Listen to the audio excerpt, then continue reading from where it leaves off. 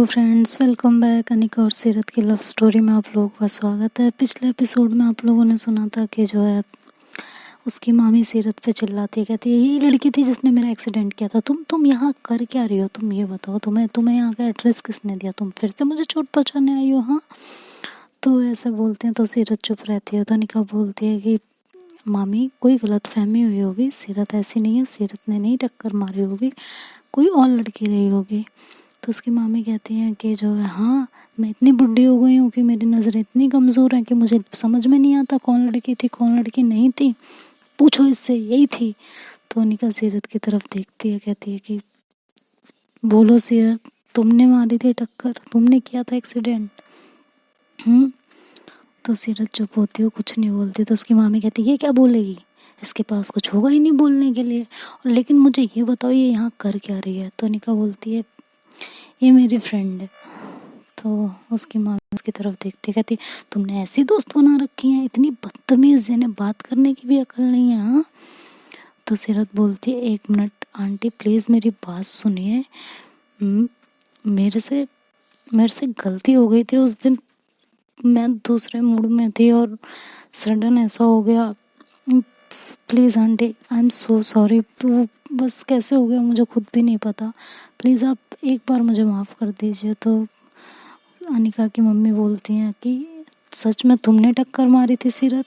तो कहती है आंटी प्लीज़ एक बार मुझे मौका दीजिए ना बात करने का, प्लीज़ मुझे बात तो बताने दीजिए। तो उसकी मामी बोलती है क्या बात बताओगे तुम्हें ना पुलिस में दे दूँगी, रुको मैं अभी कंप्लेन करती हूँ। उस दिन तो तुम चली गई थी ना, हाथ नहीं आई थी भाभी, उस दिन आप जब बाद में आए हो आप कह रहे थे ना किसने एक्सीडेंट किया, यही थी वो।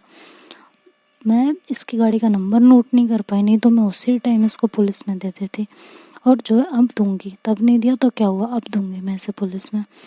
तो सीरत कहती है आप लोग मेरी बात तो सुनिए। उस दिन तो अनिका कहती क्या सुने,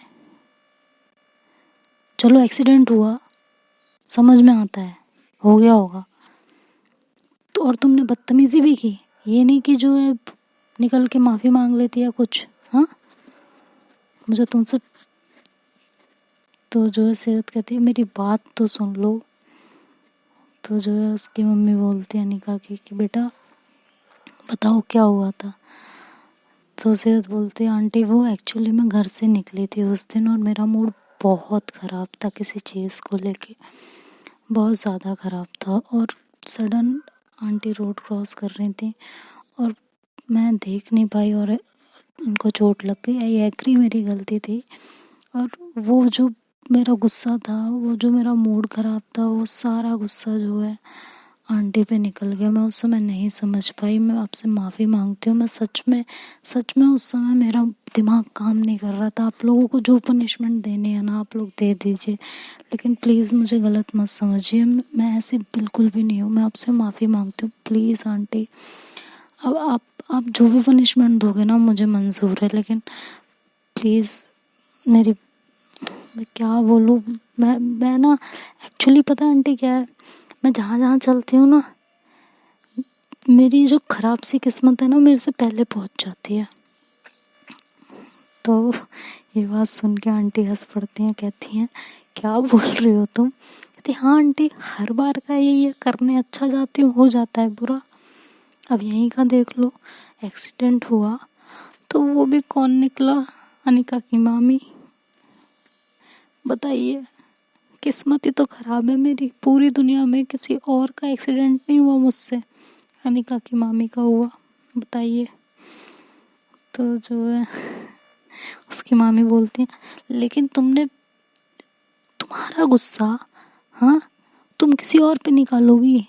हाँ, तो सीरत जो है हाथ जोड़ लेती है उनके सामने, कहती है aunty I am so sorry, मुझे पता है मुझे बदतमीज़ी नहीं करनी चाहिए थी, और पता नहीं मैं उस कर गई आंटी। आप चाहो ना आप मुझे थप्पड़ मार लो, कुछ भी कर लो, लेकिन प्लीज़ मुझे माफ़ कर दो प्लीज़ आंटी, आइंदा ऐसा कभी नहीं होगा, आई प्रॉमिस। इवन मैं जिसे नहीं भी जानती होंगी ना, वैसे भी मैं आपको नहीं जानती थी, तो मैं आइंदा से ना कभी भी, पहली बात तो मैं ऐसी हरकत कभी नहीं करूँगी, और बाई चांस किसी का एक्सीडेंट मुझसे हो गया ना आंटी, आई प्रॉमिस मैं खुद तो उसको हॉस्पिटल तक लेके जाऊंगी, उसका ट्रीटमेंट कराऊंगी, उससे कभी बदतमीज़ी नहीं करूंगी। उससे छोड़िए, मैं किसी जानवर से भी बदतमीज़ी नहीं करूंगी, आई प्रॉमिस। लेकिन प्लीज़ मुझे माफ़ कर दीजिए, प्लीज़ प्लीज़ प्लीज़, मैं आपके आगे हाथ जोड़ रही हूँ, प्लीज़। तो उसकी मामी कहती हैं कि ठीक है, लास्ट चांस है ये तुम्हारा, थोड़ा तमीज़ सीख लिया करो। रोड पे अगर कोई रोड क्रॉस कर रहा है तो देख भी लिया करो, हाँ। तो जो है सीरत कहती है जी मैं पूरा ध्यान रखूँगी आगे से, I am so sorry, I am so so so so sorry. तो फिर वहाँ थोड़ा सा माहौल नॉर्मल हो जाता है।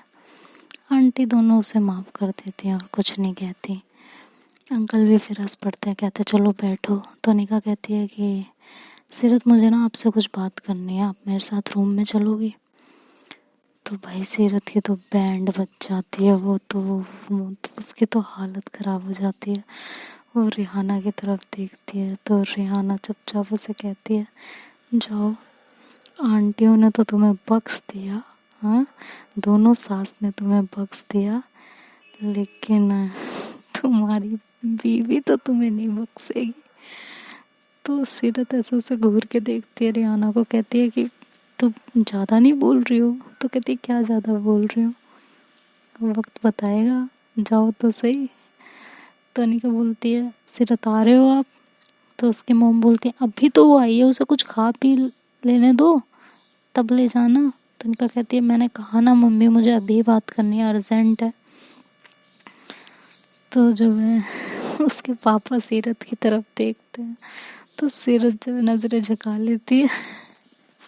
उसके पापा कहते हैं धीरे से उसे बेटा जाओ, ऑल द बेस्ट। तो एकदम शर्मा जाती है, तो कहती है कि मैं अभी आती हूँ।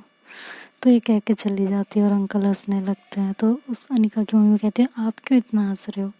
तो अंकल कहते हैं कुछ नहीं, तुम्हें पता है अनिका क्यों लेके गई है? तो उसकी मम्मी कहती है नहीं, कुछ बात करनी होगी। तो कहते कुछ बात नहीं करनी होगी, अब देखना वो सीरत की कैसे वाट लगाती है।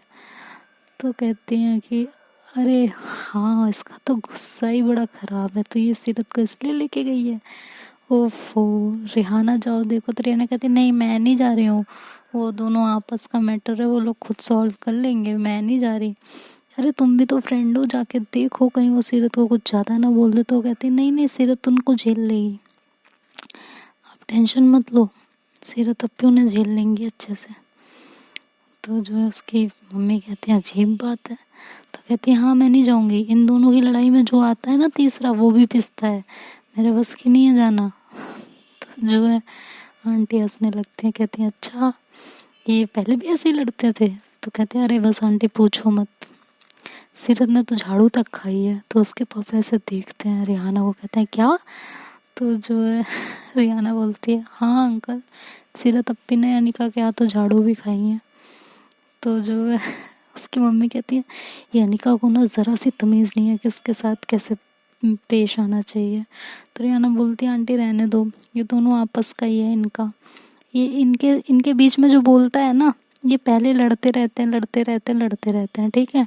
और जो इनके बीच में किसी एक का फेवर लेगा, बाद में ये दोनों एक हो जाते हैं और वो दुश्मन बन जाता है। तो इनसे तो दूर ही रहो, ये अपना मैटर खुद ही सॉल्व कर लेंगे, इनके बीच में पड़ने की ज़रूरत है ही नहीं बिल्कुल भी।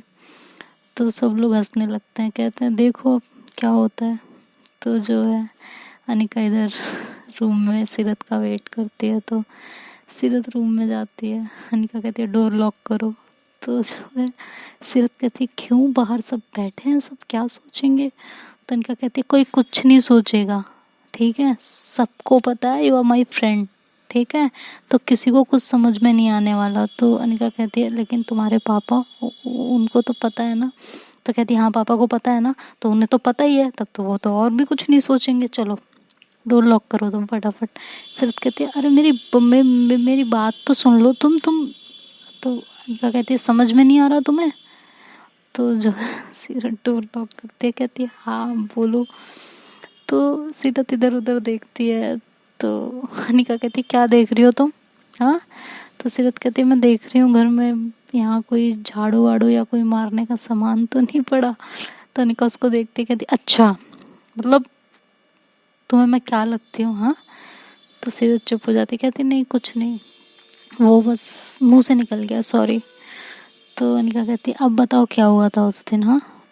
तो सीरत कहती यार उस दिन तो नाजिया ने देख लिया था हमें, उस दिन की बात है ये, उस दिन मेरा मूड घर से ऑलरेडी खराब था, तुमसे भी लड़ाई हो गई थी, फिर हम दोनों की बहस हो गई थी, वो सारा गुस्सा जो है मेरे दिमाग में चल रही थी चीज़ें और सडन एक्सीडेंट हो गया मेरे से और वो सारा गुस्सा मैंने आंटी पे निकाल दिया। मुझे क्या पता था वो तुम्हारी मामी निकलेंगी यार, पता होता तो मैं करती क्या ऐसा। तो अनिका बोलती है अरे मतलब मेरी मामी है इसीलिए हाँ, मतलब दुनिया में किसी से टक्कर मारोगी तो उससे बदतमीजी करोगी, मेरे से रिलेटेड कोई होगा तो नहीं करोगी। तो सिद्ध कहती है अरे यार मेरा वो मतलब नहीं था, तुम बात को मोड़ो मत इधर उधर।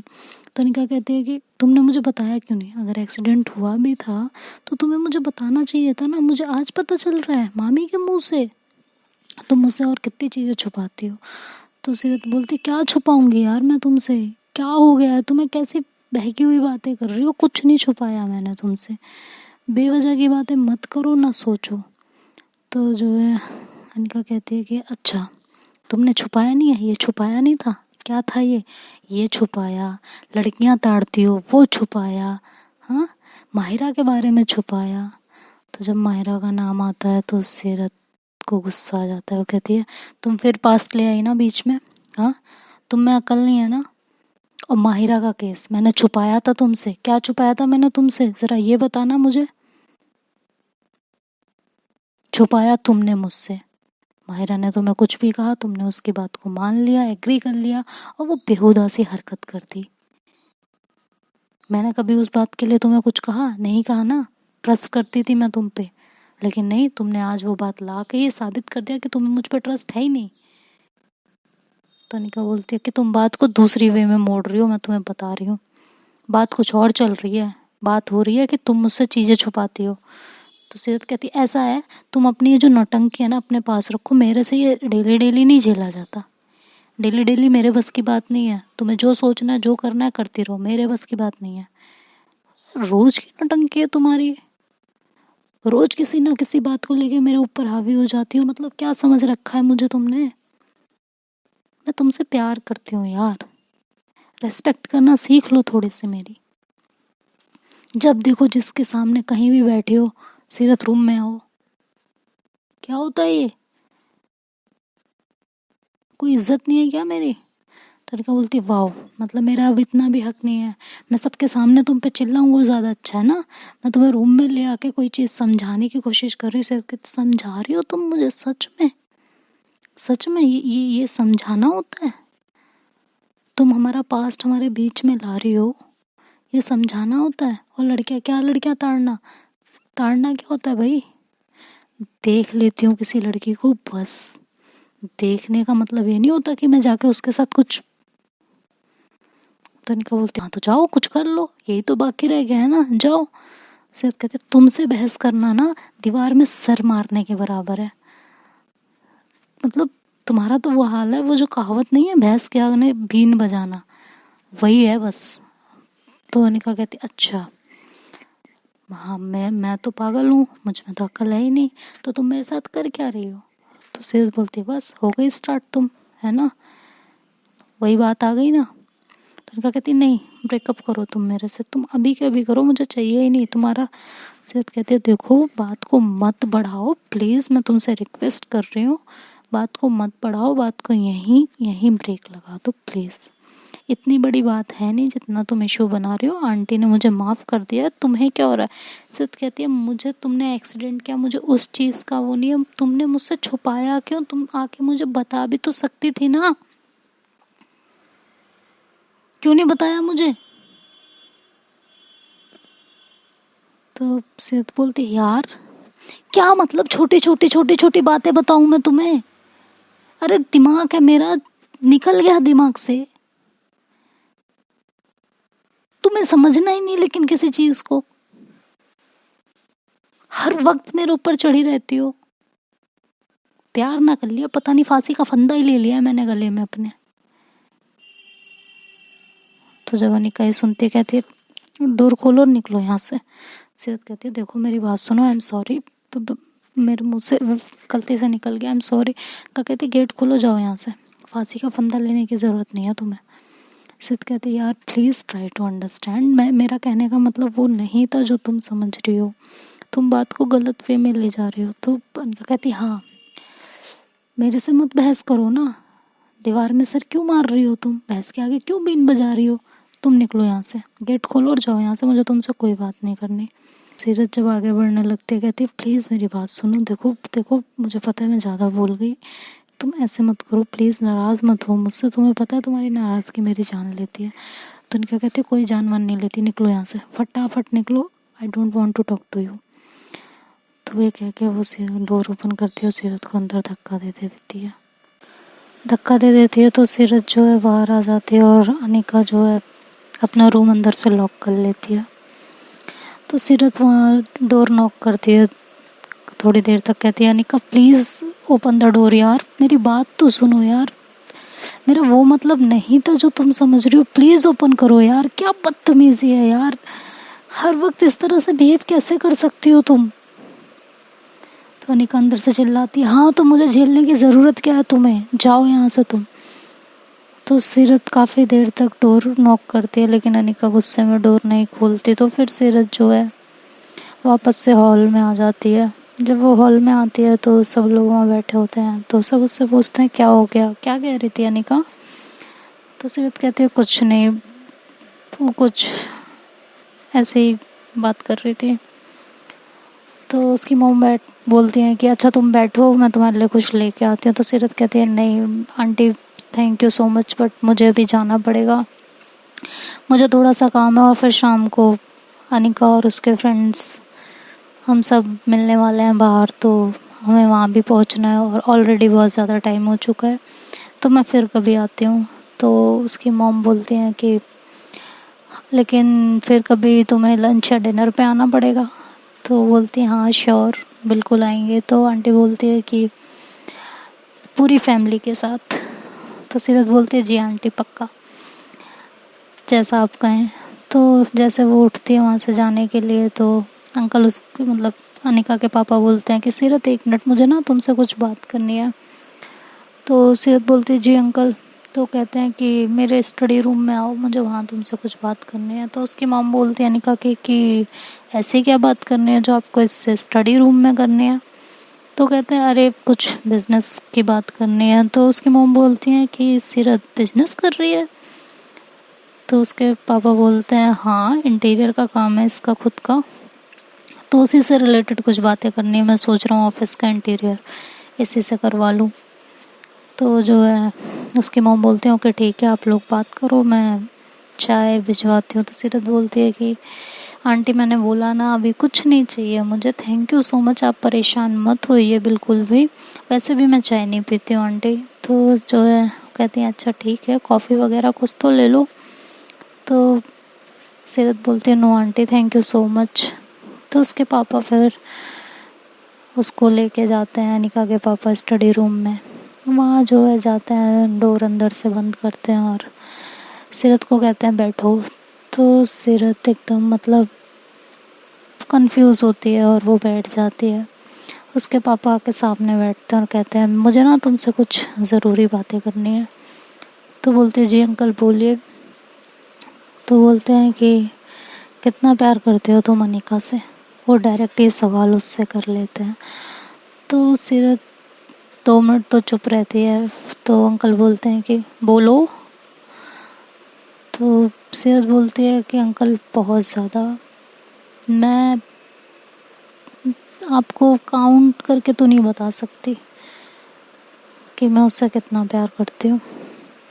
आपके पास कोई तरीका है जिससे आप पता लगा लो कि मैं उससे कितना प्यार करती हूँ, तो मैं आपके हर आजमाइश पे खड़ी उतरूँगी। तो उसके पापा बोलते हैं कि पक्का। तो कहती हैं हाँ पक्का। तो उसके पापा बोलते हैं कि तुम्हें पता है ना अनिका में कितना गुस्सा है, वो कभी भी कुछ भी बोल देती है, और हम में से आज तक उससे पे किसी ने हाथ नहीं उठाया है, ना उससे बदतमीजी से बात की है, उसको बिल्कुल प्रिंसेस की तरह ट्रीट किया है हमने। तो सीरत बोलती है अंकल डोंट वरी, वो आपकी प्रिंसेस थी, मेरे लिए क्वीन बन के रहेगी हमेशा। मैं उसकी किसी भी चीज़ में कमी नहीं आने दूंगी कभी भी। तो अंकल बोलते लगता तो नहीं है देख के, तुम लोग इतना लड़ाई झगड़े इतना सब कुछ तुम दोनों के बीच में चलता रहता है, मुझे तो नहीं लगता कि तुम उसको संभाल पाओगे, गुस्सा तो तुम्हें भी आता होगा ना। तो बोलती है अंकल मुझे गुस्सा आता है, और बहुत आता है, जब आता है तो बहुत आता है, मैं आपसे कुछ नहीं छुपाऊंगी। मुझे जब गुस्सा आता है तो बहुत आता है, नहीं तो नहीं आता है। लेकिन जब से आपकी बेटी मेरी लाइफ में आई है ना, उसने मेरे अंदर बहुत सारे चेंजेस लेके आई है, बहुत सारे चेंजेस। ज़िंदगी कैसे जीते हैं, सलीके से कैसे रहना है, उसने मुझे सिखाया है। हाँ वो गुस्सा करती है, लेकिन उसके गुस्से के पीछे प्यार होता है। और अंकल दूसरी चीज़, आप उसके पेरेंट्स हैं, है ना। वो कुछ भी बचकानी हरकत करेगी, गुस्सा की, तो एक टाइम के बाद आप भी उसे डांट दोगे। तो हम तो रिलेशनशिप में है ना अंकल, तो थोड़ी बहुत आर्ग्यू फाइटिंग तो हर रिश्ते में होती है। तो उससे मुझे नहीं लगता कि हमारे रिश्ते पे कोई फ़र्क पड़ेगा। और रही बात उसके गुस्सा करने की, उसे टॉलरेट करने की, तो अंकल उसके गुस्से के पीछे मुझे प्यार भी दिखता है ना। हाँ वो गुस्सा ज़्यादा करती है, ठीक है ना, कोई बात नहीं, मुझसे प्यार भी तो उतना ही करती है ना वो। मुझे बर्दाश्त नहीं कर सकती वो किसी के साथ, मेरे लिए पूरी दुनिया से लड़ जाएगी, और ये मैंने देखा है। तो ये बहुत बड़ा इशू नहीं है अंकल। तो अंकल बोलते हैं कि और उसकी ख्वाहिशें, उसने जिस चीज़ पे हाथ रखा है हमेशा उसके कदमों में रही है। और तुमने तो अभी अभी अपना बिजनेस स्टार्ट किया, इतनी ग्रोथ भी नहीं है तुम्हारे बिजनेस की, क्या तुम अपने पेरेंट्स से लेके उसकी ख्वाहिशें पूरी करोगी? अगर मैं किसी लड़के के साथ उसकी शादी करता हूँ तो एक वेल सेटल्ड लड़का होगा, अच्छी जॉब या अच्छा बिजनेस कर रहा होगा, जो निकलने से पहले उसकी हर ज़रूरत पूरी कर देगा। तो मैं तुम्हें क्यों चूज़ करूँगा किसी लड़के के आगे? सीरत पैनिक होने लगती है और वो टेंशन में आने लगती है थोड़ी सी। तो कहती है अंकल आप क्या कहना चाहते हो, आप मुझे क्लियर बोलिए जो भी आपको कहना है। तो बोलते हैं कि पता है अनिका को हमने बिल्कुल राजकुमारी की तरह ट्रीट किया है, इसीलिए शायद उसमें इतना गुस्सा, इतना नखरा है। और मुझे कोई एक ऐसा इंसान चाहिए जो उसकी हर एक चीज़ को अपने सर आँखों पे रख सके, उसे किसी चीज़ की कमी ना आने दे, उसके नखरों को जैसे हम आज भी अपनी पलकों पे रखते हैं ऐसे सामने वाला रखे। तो सीरत बोलती अंकल उसमें कभी दिक्कत नहीं आएगी, मैं उसकी हर एक ज़रूरत को पूरा करूँगी, मैं आपसे प्रॉमिस कर रही हूँ। तो अंकल बोलते हैं कि बेटा लेकिन जो लड़का कर सकता है वो तुम तो नहीं कर सकती ना। तो सीरत बोलती है अंकल प्लीज़ एक बार मुझे चांस दीजिए, आप जो कहेंगे मैं करने को तैयार हूँ, मैं उसकी हर एक ज़रूरत को पूरा करूँगी, हर एक ज़रूरत को, मैं उसके लिए कुछ भी कर जाऊँगी। तो अंकल बोलते हैं मैंने अभी उसके लिए एक लड़का देखा है और कुछ टाइम बाद मैं उसे घर बुलाऊँगा। तो सीरत बोलते हैं अंकल प्लीज़ ऐसा मत कीजिए, वो ज़िंदगी है मेरी और आपको पता है कि मैं भी उसकी लाइफ हूँ, मेरे बिना वो भी नहीं रह सकती है, और आप तो एग्री थे ना, तो अब आप ऐसे क्यों कर रहे हैं? प्लीज़ अंकल मत कीजिए ना, आप जो कहेंगे मैं करने को तैयार हूँ, मैं उसके बिना नहीं रह सकती बिल्कुल भी। तो अंकल बोलते हैं कि ठीक है, तो तुम एक काम करो, अगर तुम ये कर सकते हो तो इसके बाद मैं तुम दोनों के रिश्ते को बिल्कुल एक्सेप्ट कर लूँगा। सीरत बोलती जी बोलिए, आप जो कहेंगे मैं करने को रेडी हूँ।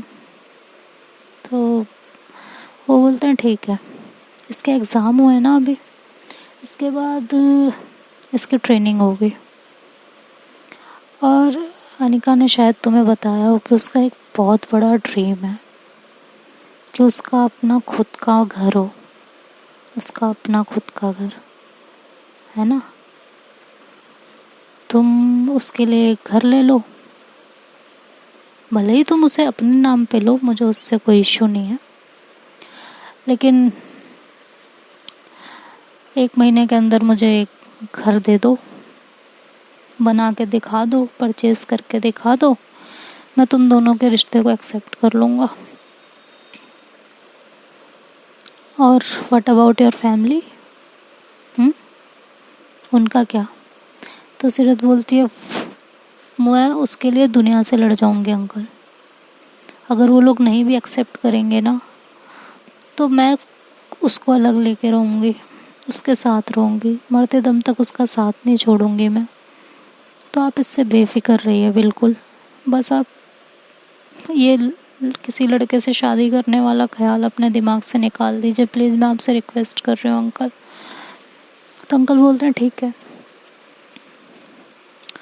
अगर तुम 1 महीने के अंदर एक घर लेने में सक्सेस हो जाती हो तो फिर कोई और एक्सेप्ट करे ना करे, मैं खुद तुम दोनों को साथ करूँगा, मैं खुद तुम दोनों की शादी कराऊँगा 1 महीने के अंदर।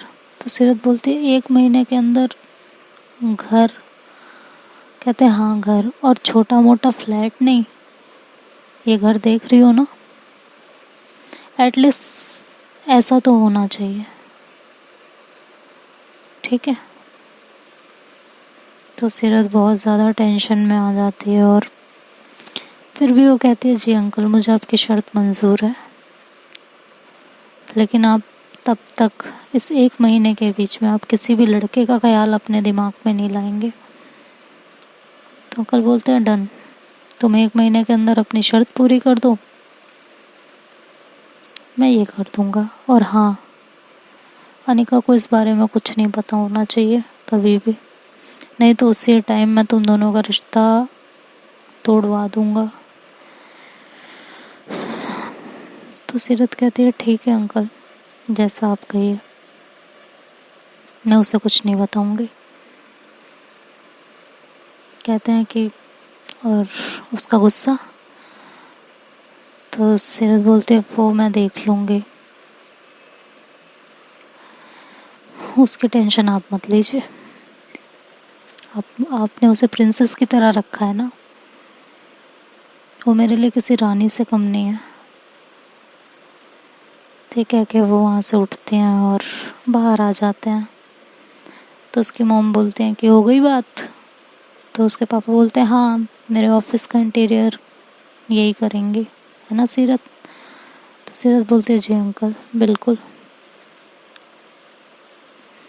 तो ये कह के वो जाने लगती है, कहती है आंटी ठीक है मैं चलती हूँ, शाम को जाना भी है ना मुझे। तो आंटी बोलते हैं ठीक है जाओ।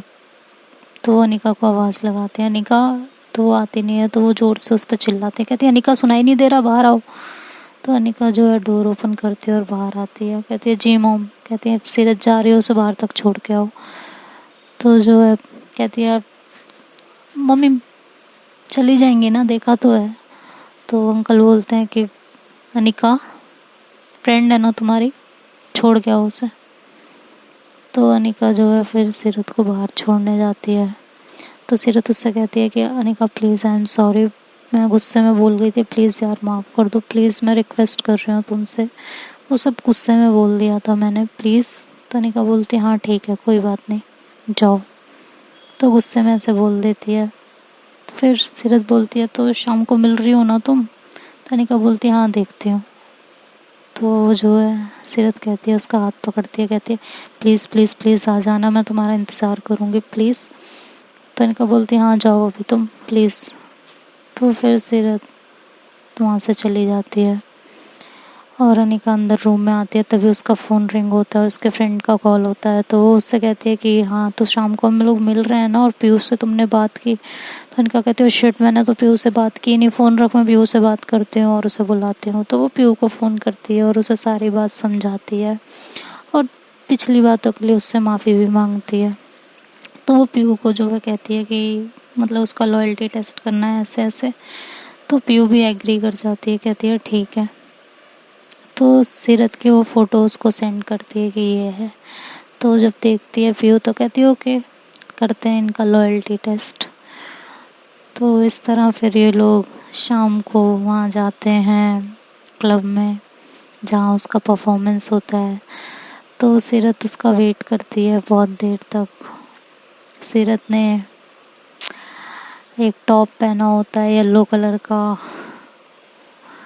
और जीन्स पहनी हुई होती है, खुले हुए बाल, बहुत क्यूट लग रही होती है, बहुत सुंदर। और वो बैठ के अनिका का वेट कर रही होती है। उसके फ्रेंड्स भी आ जाते हैं लेकिन अनिका नहीं आती है। तो सीरत बहुत ज़्यादा पैनिक होने लगती है कि अभी कहीं गुस्से में, अभी भी गुस्से में तो नहीं है, कहीं आएगी तो नहीं। तो वो बहुत ज़्यादा डिस्टर्ब हो जाती है। तभी देखती है कि अनिका कार से उतर रही होती है और जब वो अनिका को देखती है तो उसे देखती रह जाती है। अनिका ने एक ब्लैक कलर की ड्रेस पहनी होती है, फुल लेंथ की, मतलब गाउन टाइप होता है, और हाथ में एक ब्रेसलेट और खुले हुए बाल, हील्स, इतनी कमाल की लग रही होती है। और जो है पर्पल कलर की लिपस्टिक, बिल्कुल डार्क शेड, इतनी क्यूट लग रही होती है, इतनी सुंदर लग रही होती है। जैसे जैसे वो करीब आती है अनिका और सीरत उसे देखती रहती है और जैसे करीब आती है तो उसकी नज़र उसके हाथों पे पड़ती है। स्मूथ हैंड और नेल्स इतने बड़े बड़े, ब्लैक कलर की नेल पेंट। तो सीरत तो बस उसे देखती रह जाती है, उसके तो होश ही खो जाते हैं, उसे कुछ याद ही नहीं रहता आगे का, आगे पीछे का कुछ भी याद नहीं रहता। तो अनिका जब आती है तो सबसे हाय करती है लेकिन वो सीरत से बात नहीं करती और सीरत के पास ना बैठ के साइड में जाके बैठ जाती है। तो जो है सारे फ्रेंड्स उसके उसे देखने लगते हैं कि इसको क्या हुआ। तो सीरत उठती है वहाँ से और वो अनिका के पास आती है, कहती है सॉरी ना, गलती हो गई यार। तो अनिका वहाँ से उठ के जाने लगती है। तभी सीरत कहती है कि यार मान जाओ ना, हो गई गलती, ख़त्म करो, अब कितनी लड़ाई करनी है। तो अनिका सुनती नहीं है और वहाँ से उठ जाती है। तो सीरत कहती है, सीरत जैसे वो उठती है तो सीरत वहाँ एक सॉन्ग गाती है कि मतलब सीरत भी ना कैसे कैसे मनाएगी। सॉन्ग वहाँ गाती है उसके लिए कि तू जान है, अरमान है, मेरे प्यार की पहचान है, पर थोड़ी थोड़ी तू नादान है, पर थोड़ी थोड़ी तू नादान है, तेरी हर जिद को पूरा करूँगी।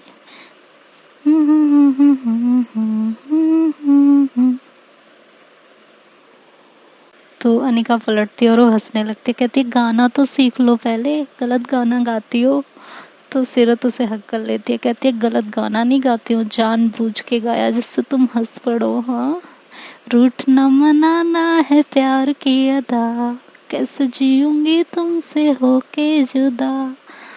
तो वो अनिका को जोर से हक कर लेती है, कहती है यार प्लीज़ ना ऐसे मत नाराज़ हुआ करो, मेरी जान निकलती है और पता है तुम कितनी खूबसूरत लग रही हो, ऊपर से तुम्हारी नाराज़गी ऐसे दिल को ना चीर रही थी मेरे। तो अनिका उसे हक कर लेती है। चलो दोस्तों फिर देखते हैं आगे क्या होता है। अभी तो लॉयल्टी टेस्ट शुरू होना बाकी है, पीहू का आना बाकी है और उससे मिलना बाकी है। देखते हैं कहानी क्या मोड़ लेती है।